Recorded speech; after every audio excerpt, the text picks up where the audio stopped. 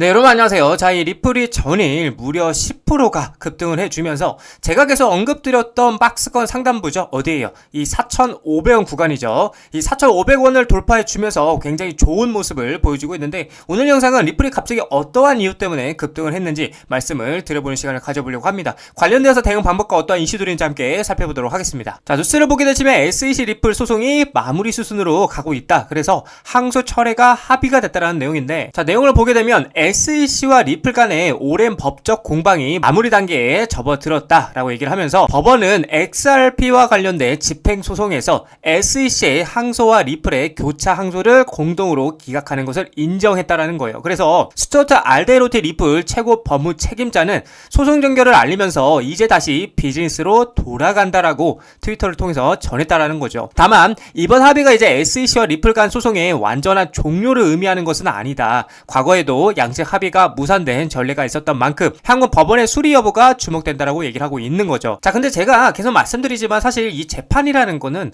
어디까지나 시간 문제라고 분명히 말씀을 드렸고, 지금 남은 것은 여러분들 언제, 그쵸? 언제 발표가 되느냐 뿐인 거지 합의는 사실상 양측 모두가 결정된 수순이라는 겁니다. 자, 그래서 이 재판은 계속 말씀드리고 있죠. 제가 짜여진 각본 중 하나라고 말씀드리고 있고, 이 재판으로 개미털기를 하고 있다라는 거고, 사실 여러분들도 아시겠지만 전쟁 말고는 단기간에 이 재판만큼 큰 변동성을 줄 수 있는 재료와, 그쵸? 이 재료와 모멘텀은 없다라고 말씀을 드렸고, 그렇기 때문에 계속해서 이 재판을 확정짓지 않고 이제껏 시간을 끌면서 세력의 물량이 완벽하게 매수되는 시점까지 기다리면서 개미털기를 하고 있었다라고 말씀드리는 관점인 거죠. 그래서 이 재판 관련돼서는 계속 말씀드리지만 걱정할 필요가 전혀 없다라고 말씀드리고, 언제 발표가 되느냐 뿐인 거지 합의는 사실상 양측 모두가 결정한 수순이라고 말씀을 드리고 싶습니다. 자, 그렇다 보니까 이러한 경제 흐름을 알고 있는 이 세력들이죠.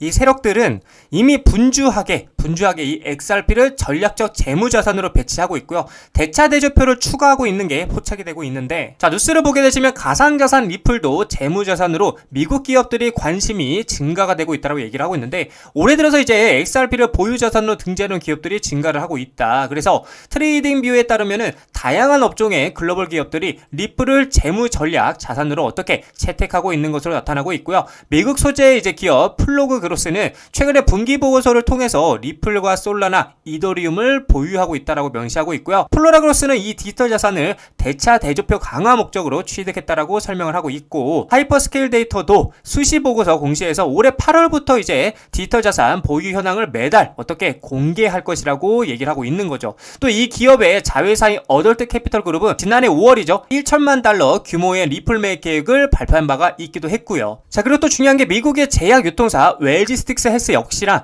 리플을 핵심 자산으로 포함하는 전략을 채택한 것으로 알려지기도 했는데, 이외에도 이제 영국 비보파워와 중국의 자동차 호스피탈리티 기업인 위버스 인터내셔널도 리플을 자산으로 포함하려는 계획을 가지고 있다는 겁니다. 자, 그리고 중요한 건 실제로도 SEC가 제출한 자료에 따르면 많은 회사들이 이 XRP를 어떻게 해요? 대차 대조표에 추가하고 있는 게 포착이 되고 있는데, 그렇다 보니까 XRP는 더 이상 트레이더만을 위한 자산이 아니라고 얘기를 하고 있고요. 아주 은밀하고 조용하게 기업 채권이죠.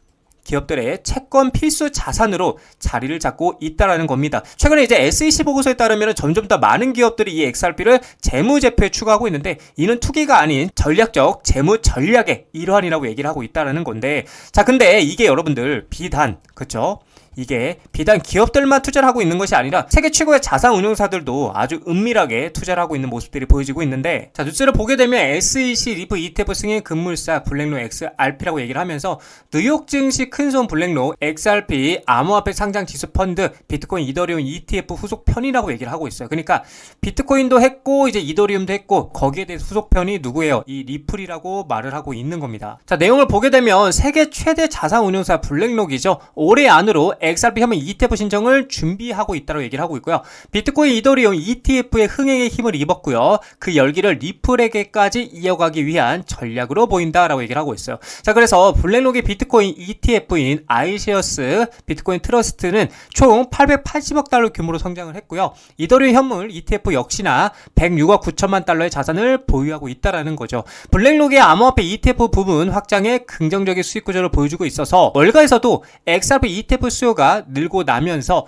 블랙록의 다음 행보에 대해서 주목을 하고 있다라는 겁니다. 그러니까 말 그대로 세계 최고의 그쵸 고래들이죠. 월가 플러스 블랙록이 지금 XRP ETF에 뭐를 관심을 갖고 있다라는 겁니다. 자, 거기에 이어서 이제 골드만삭스까지도 조용히 어떻게 리플에 대해서 투자를 하고 있는 모습들이 포착이 되었는데, 암호화폐 연구원 스모크 골드만삭스가 리플 공동투자자 명단에 포함된 증거를 공개했고요. 전통금융권의 리플 지지 확인이 되었고, XRP 시장 인식이 채택에 대한 긍정적 영향에 기대감이 커지고 있다고 얘기를 하고 있어요. 자, 그렇다 보니까 IPO죠. IPO 상장 관련돼서도 지금 재점화가 되고 있는데, 자, 내용을 보게 되면 법률 전문가이자 XRP 옹호자인 존 디튼이 리플이 기업 공개 즉 상장에 대한 논의를 다시 불러일으키고 있다는 거예요. 자, 그래서 존 디튼은 타이밍의 중요한 요소라며 리플의 상장 가능성을 제기를 했고요. 그는 스테이블코인 발행 업체죠. 서클, 어마어마하죠. 이 서클이 증명한 미국 주식시장의 유동성을 언급하면서